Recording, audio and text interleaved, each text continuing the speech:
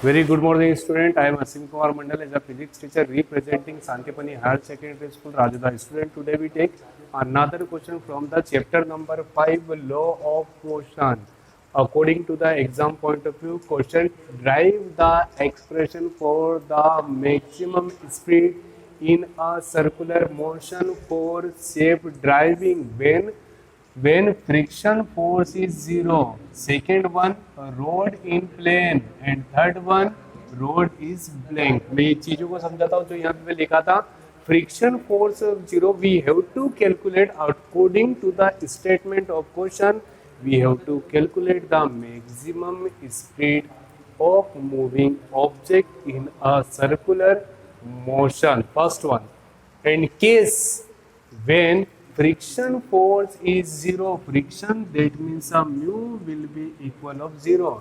And second one, road in plane, theta will be equal of zero. And third one, road is blank, that means we have to calculate the speed maximum velocity. Student ध्यान से समझेंगे. when we have to study about the friction. ठीक है, आपने friction में देखा होगा type of friction में आपने देखा होगा sliding friction, rolling friction. Very good. ठीक है, फिर हमने देखा है angle of friction and finally we moving with the angle of repose. What is the practical meaning of angle of repose? Let we consider this is any surface and this is any object. Okay student, practically देखते हैं what is the mean of the angle of repose and what is the mean of angle of friction.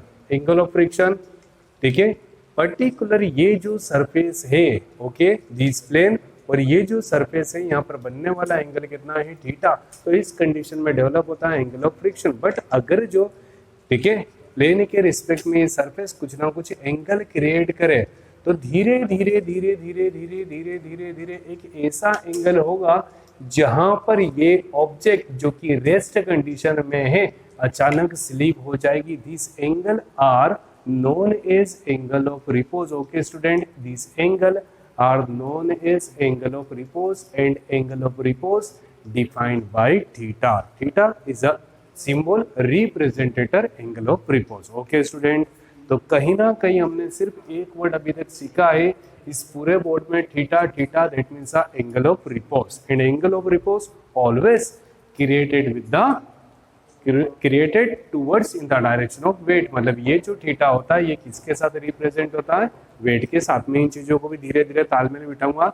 अभी तक हमने ये सीखा है surface और plane के बीच में बनने वाले एंगल को क्या बोलते हैं, angle of repose. Angle of repose that means a critical angle जहां पर ऑब्जेक्ट स्लिप होना स्टार्ट होता है. Okay student, now let consider the mass of car will be equal of small m. First one, the mass of car will be equal of small m and condition that means a rest में ही motion में this is a moving object in a circular path. Three things are there. First one, the mass of car will be equal of small m. Second one, student, path कैसा है, circular path है. Sir what is the characteristic of the circular path? When any object moving in the circular path, ठीक है, a force towards in the direction of centre. आपने बहुत अच्छे से पढ़ा है जब भी कोई ऑब्जेक्ट सर्कुलर पाथ में मोशन करता है तो force applied towards in the direction of centre are known as centripetal force. Okay student, this type of force are known as centripetal force and centripetal force represented by mu c. The value of mu c will be equal of mv square by r. तो यहाँ पर m क्या है, m that means a mass of object, v that means a velocity of moving object and what is the mean of the r?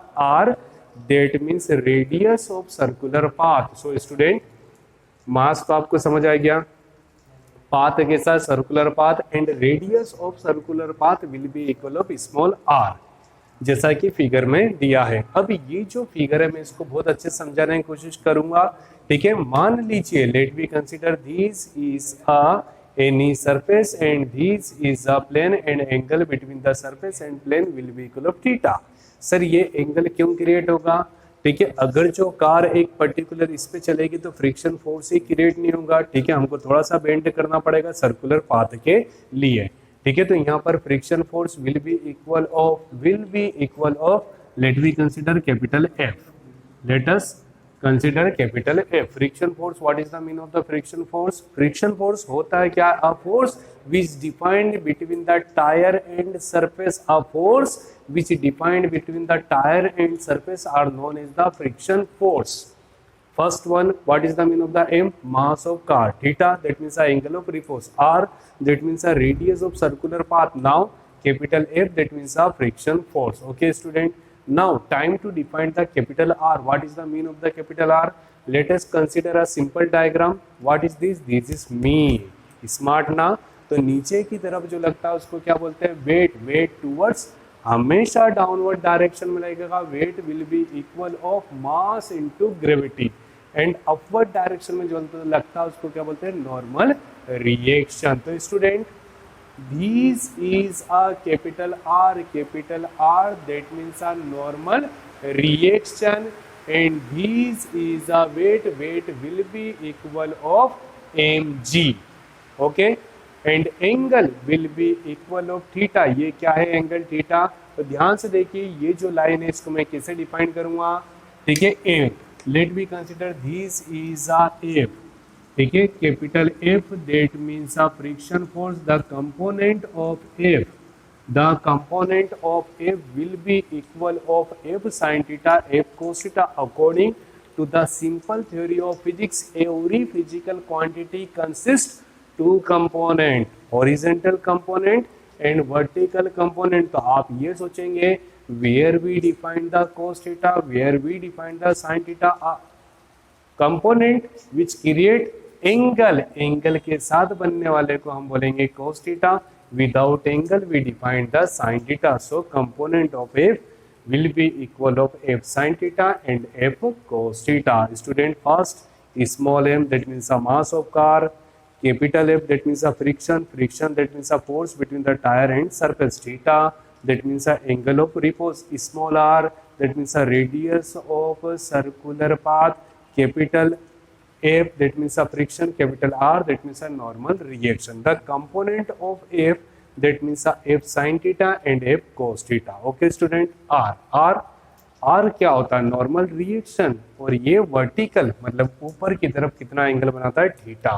Due to this theta the component of R defined by the R cos theta and R sin theta. Student, अगर जो मैं F की तरफ से देखूं तो यहाँ पर F cos थीटा है. R की तरफ से देखूं तो यहाँ पर कितना है? R sin theta. मतलब this line represent two component. ठीक है, R के फॉर्म में देखूंगा तो R sin थीटा, F के फॉर्म में देखूंगा तो F cos theta. But what is the mean of the FC? Again FC, that means a centripetal force. जब भी कोई मूविंग ऑब्जेक्ट सर्कुलर पाथ में मूवमेंट करेगा तो उसकी सेंटर की तरफ एक फोर्स लगेगा. This force are known as centripetal force. So here centripetal force will be equal of mv square by capital R. Okay student, mv square by capital R. ठीक है, what is the meaning of the R? R, that means a radius, and radius of circular path will be equal of small r.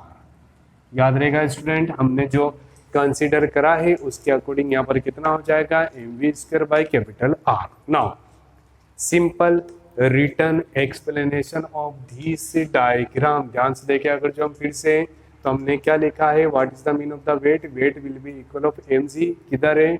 Acting downwards. R, that means a normal reaction with theta, that means a vertical. mv square by R, that means a center. F, that means a friction force. What is the meaning of the friction force? A force defined between the tire and surface. Okay student, now we define the capital R and capital F. Capital R, that means a normal reaction, and capital F, that means a friction force. Student, we know that very well. Every physical quantity consists the two component. First one is the horizontal component and second one is the vertical component. So R cos theta, ध्यान से देखिए, what is the meaning of the R cos theta? With respect to R cos theta is a vertical component and R sin theta is a horizontal component.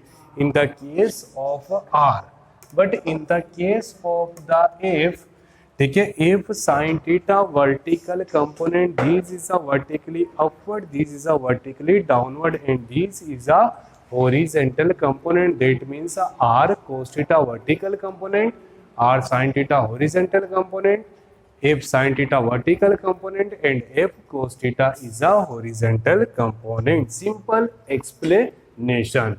Okay, student. Now we will start with the last part of the question, most important part of each question, that means derivation. Okay, student. ध्यान से देखिए इस diagram को, क्योंकि जब तक आप diagram को नहीं समझेंगे आप डेरिवेशन को नहीं सीख सकते हैं.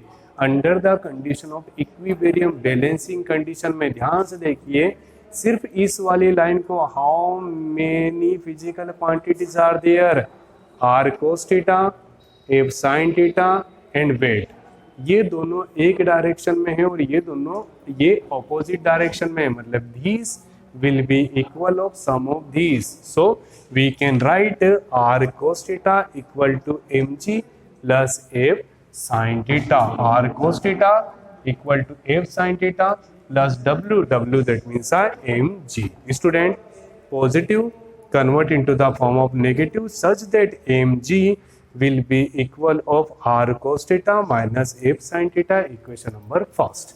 आपने इसको देख लिया student, very good. Now we take this line, that means a horizontal. First one is the vertical, second one is the horizontal.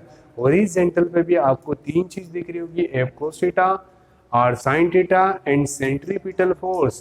Centripetal force मैंने यहाँ शो करा है, बट आप समझे तो अंदर की तरफ लगने वाला force, that means a centripetal force. Okay student, okay. So centripetal force mv square by r will be equal of sum of f cos theta plus r sin theta. Okay student, now we getting the equation number 1 and equation number 2. Equation 1 divide by 2, LHS will divide by LHS and RHS will divide by RHS. Okay student, LHS will divide by LHS and RHS will divide by RHS such that m will be cancelled by m, then we getting the v square by rg, and here r sin theta plus f cos theta, r cos theta minus f sin theta, we divide by cos theta, numerator and denominator both.